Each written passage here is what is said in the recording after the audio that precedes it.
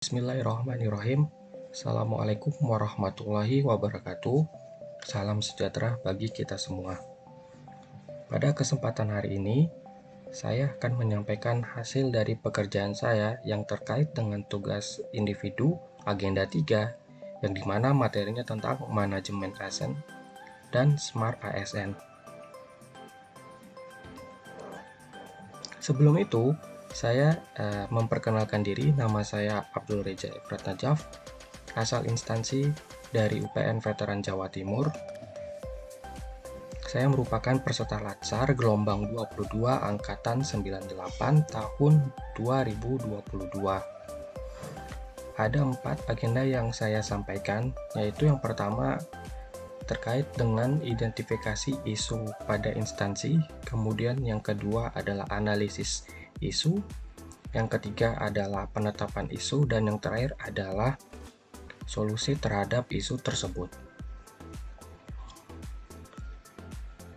Pembahasan pertama yaitu menganalisis 3 isu yang terkait pelaksanaan tugas dan fungsi pada unit kerja yang belum sesuai dengan pembelajaran agenda 3. Isu yang pertama yang didapatkan yaitu belum optimalnya kualitas bimbingan atas PKM yang dikerjakan oleh mahasiswa. Selanjutnya, isu yang kedua, masih belum optimalnya bahan ajar terutama pada mata kuliah logika dan algoritma. Dan yang terakhir, isu nomor 3, yaitu terbatasnya kelompok riset pada satu jurusan. Kemudian dari ketiga isu tersebut dilakukan analisis yang komprehensif sehingga didapatkan isu pertama yaitu belum optimalnya kualitas bimbingan atas PKM yang dikerjakan oleh mahasiswa. Belum optimalnya kualitas laporan PKM yang dikerjakan oleh mahasiswa ditunjukkan dari tidak adanya bimbingan yang intens dengan dosen pembimbing pada jangka waktu tertentu. Pembagian dosen pembimbing pun dilakukan hanya seminggu sebelum batas pengumpulan laporan PKM. Alhasil, dosen hanya akan memverifikasi tanpa benar-benar mengecek kembali kesesuaian format dan kualitas ide PKM tersebut.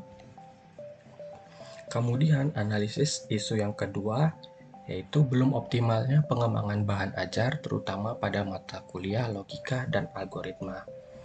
Pada instansi masih belum optimalnya pengembangan bahan ajar dikarenakan kurang minat dalam pembuatannya dan juga masih belum optimal dalam mendokumentasikan luaran dari hasil bahan ajar tersebut, yang menyebabkan kesulitan pada saat mengajar, dan mahasiswa juga tidak punya panduan terhadap mata kuliah yang sedang mereka ikuti terutama pada mata kuliah logika dan algoritma. Selanjutnya, bahan ajar yang dihasilkan sedapat mungkin mengacu pada kompetensi dan kebutuhan pengguna lulusan. Dan yang terakhir, analisis isu yaitu terbatasnya kelompok riset dosen pada jurusan instansi.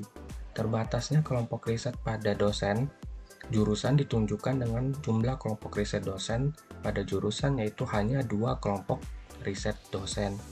Hal ini membuat mahasiswa masih kebingungan dalam memilih topik penelitian dikarenakan kelompok riset yang masih luas.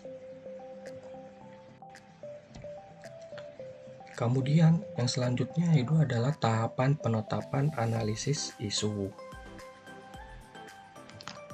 Isu-isu yang berhasil diidentifikasi kemudian dilakukan analisis lebih lanjut menggunakan perangkat atau analisis USG. Analisis USG sendiri merupakan kependekan dari urgency, seriousness, dan ground yang merupakan salah satu alat untuk menyusun prioritas isu yang harus diselesaikan.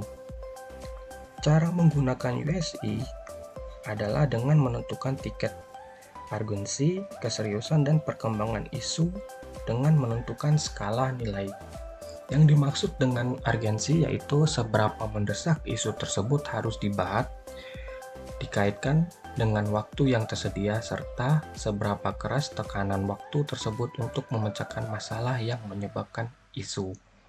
Kemudian seriousness maksudnya Seberapa serius isu tersebut perlu dibahas dikaitkan dengan akibat yang timbul dengan penundaan pemecahan masalah yang menimbulkan isu tersebut atau akan yang menimbulkan masalah-masalah lain jika penyebab isu tidak dipecahkan. Kemudian ada grow, maksudnya yaitu seberapa besar kemungkinan isu tersebut menjadi berkembang dikaitkan dengan kemungkinan masalah penyebab isu itu akan semakin memburuk bila dibiarkan. Kemudian hasil analisis USG terhadap beberapa permasalahan yang diangkat akan ditunjukkan pada tabel selanjutnya. Dari isu-isu yang tersebut yang layak berdasarkan analisis yaitu didapatkan satu isu prioritas, yaitu belum optimalnya pengembangan bahan ajar terutama pada mata kuliah logika dan algoritma pada program studi sistem informasi Fakultas Ilmu Komputer UPN Veteran Jawa Timur. Belum optimalnya kualitas bimbingan PKM yang dikerjakan oleh mahasiswa mendapatkan nilai kriteria urgensinya 4, seriousness-nya 3, dan ground-nya 4 dengan total sebanyak 12. Selanjutnya, isu belum optimalnya pengembangan bahan ajar pada mata kuliah logika dan algoritma dengan nilai kriteria urgensinya 5, seriousness-nya 5, dan ground-nya 5.